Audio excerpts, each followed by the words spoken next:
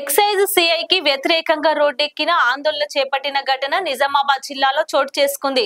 నిజామాబాద్ జిల్లా ముప్కాల్ మండల కేంద్రంలో కల్లుబట్టిలో గత 3 ఏళ్ల నుండి తెల్ల కల్లు సీసా ధర 10 రూపాయలకు అమ్ముతుండగా మాకు 10 రూపాయలు గిట్టుబాటు ధర కావడం లేదని 15 రూపాయలకు ఒక్క సీసా అమ్ముకుంటున్నామని స్థానిక గౌడ కులస్తులు గ్రామస్తులను కోరగా 15 రూపాయలు అమ్ముకోవడం కుదరదని 10 రూపాయలకే అమ్మాలంటూ గ్రామస్తులు హక్కుం జారీ చేయడంతో గౌడ కులస్తులు నెల రోజుల నుండి గ్రామాల్లో కల్లుబట్టిలు మూసించారు. ఇదిలా ఉండగా ఆప్కర్ ఎక్సైజ్ సిఐ అజిత్ రావు చొరవ చేసుకుని 15 రూపాయలకే అమ్మాలంటూ ముప్కల్ గ్రామస్తులకు హక్కుం జారీ చేస్తున్నారు. సిఐకి వ్యతిరేకంగా గ్రామస్తులు రోడ్డెక్కి నిరసన తెలిపారు. దీంతో ప్రయాణికులు తీవ్ర ఇబ్బందులు ఎదుర్కొన్నారు.